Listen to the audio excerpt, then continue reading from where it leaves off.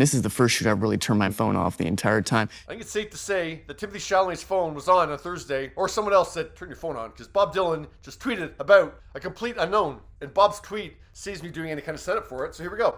There's a movie about me opening soon called A Complete Unknown. What a title. Timothee Chalamet is starring in the lead role. Let's say no one wants to hear what a kid wrote last month.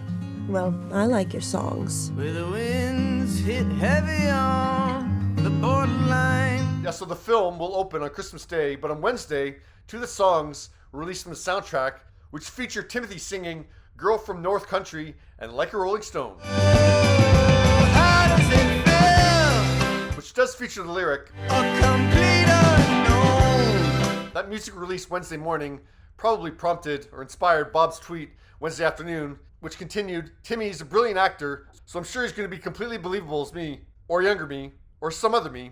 Just sort of mind-boggling and very affirming, because beyond the movie, he says brilliant actor. So that felt really good. Here's hoping Bob still calls Timothy a brilliant actor after he sees Complete Unknown. We'll see. The film's taken from Elijah Wald's Dylan Goes Electric, a book that came out in 2015. It's a fantastic retelling of events from the early 1960s that led up to the fiasco at Newport. After you've seen the movie, read the book. Man, the tweet was, I really couldn't put it into words. That's the closest I can get to expressing how that felt. Well, Timothy did put it into some words on his Instagram story, so he screenshot the empty text field he was facing to come up with a reply on Twitter, and he wrote his draft on his Instagram story that read, screaming, crying, laughing, pooping, screaming, crying. Thank you, Bob. Dream come true. That other part you were describing was a typo. Now, the only part that actually made it into Timothy's tweet that he did post was the thank you, Bob part, which preceded him typing, floored, I'm so grateful. Just a total dream come true. If my interaction with the legendary Bob Dylan is limited to that moment, it will have been more than I could have ever dreamed of. I don't think you can call that an interaction, because he posted this tweet, he didn't even at you in it, he hasn't replied to your tweet, he doesn't follow you, and you quoted his tweet, so he's not going to get a notification that you wrote it. So I don't think you can call that an interaction, Timothy. But I get why he's clinging to it, because yeah, clearly he didn't have any interaction with Bob in the process of doing this movie, which is crazy to me. Yeah, no like email, no conversation, nope.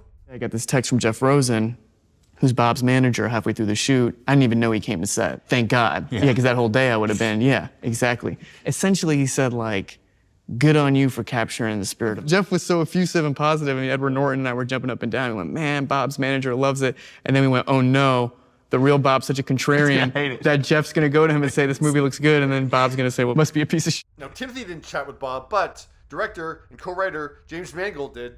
I've spent several wonderfully charming days in his company, just one-on-one, talking to him. I have a script that's personally annotated by him and treasured by me. Yeah, so Bob apparently gave notes on the script, so he knows what the story's going to be. And I would have like great faith in James, because yeah, he directed the Johnny and June Carter Cash biopic, Walk the Line, which was nominated for Best Picture, and Reese won Best Actress. You know, he loves movies. But Bob hasn't watched this one yet. Which one I find fascinating that he doesn't want to see it before audiences do, because yeah, screening started this past week, so people are seeing it. And two, that he promoted the movie without seeing it. Some outlets are framing or reading Bob's tweet incorrectly. Billboard says he praises A Complete Unknown. No, he didn't. He hasn't even seen the movie yet. The fantastic retelling was about the book. Us Weekly writes that Bob Dylan had a reaction to Timothy's performance. No, he didn't. He praised Timothy's past work and predicted or foreshadowed that Timothy's going to be good in this, but no, he didn't see his performance yet. But yeah, honestly, the point of this tweet seems to be to promote the book. Like, he just kind of sets up like the context of why he's talking about the book now, because his movie's coming out. He says the book is a fantastic retelling. He hasn't seen the movie yet. I mean, Bob does right, after you see the movie, read the book. At least he didn't say instead of seeing the movie, read the book. But yeah, he doesn't actually say, go see the movie.